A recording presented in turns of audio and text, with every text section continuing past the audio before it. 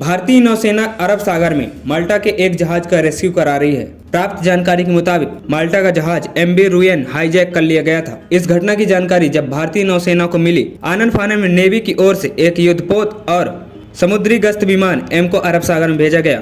प्राप्त जानकारी के मुताबिक माल्टा का यह जहाज कोरिया से तुर्की जा रहा था। इसी दौरान सोमालिया के समुद्री लुटेरों ने उस पर अटैक कर दिया। बताया जा रहा है कि भारतीय नेवी की ओर से भेजे गए विमान 15 दिसंबर 2023 यानी शुक्रवार की सुबह हाईजैक हुए जहाज के ऊपर से उड़ान भरी। इसके साथ ही इंडियन नेवी का विमान इस जहाज की हर एक्टिविटी पर नजर बनाए हुए है। अब यह जहाज सोमालिया के तट की ओर बढ़ रहा है। समाचार एजेंसी के मुताबिक इस मामले में इंडियन नेवी की प्रतिक्रिया भी सामने आई है। नौसेना की ओर से कहा गया, हमने अरब सागर के इस घटना पर तुरंत प्रतिक्रिया दी है। ये माल्टा का एक जहाज था। इस पर 18 लोग मौजूद थे। समुद्री लुटेरों ने इस जहाज को हाईजैक कर लिया। साथ ही कहा गया, जहां ये घटना हुई उस क्षेत्र की निगरानी में कर रहे नौसेना की समुद्री गश्त विमान और अदान की खाड़ी में एंटी पायरेसी पेट्रोल को माल्टा के जहाज MV रुयन की ओर से एक अलर्ट मिला था। इसका पता लगते ही वहां तुरंत सहायता भेजी गई। अधिकारियों ने कहा कि जहाज को हाईजैक करने की सूचना गुरुवार को दी गई और भारतीय नौसेना ने शुक्रवार तड़के घटना के क्षेत्र में अपनी सहायता भेजी। नौसेना ने कहा कि हमारे विमान ने माल्टा के जहाज के ऊपर से फ्लाई किया और साथ ही हर गतिविधि पर नजर बनाए रखी। समुद्री नौसेना के एक प्रवक्ता ने कहा, भारतीय नौसेना ने अपनी नौसैनिकी समुद्री गश्त विमान को क्षेत्र में निगरानी करने और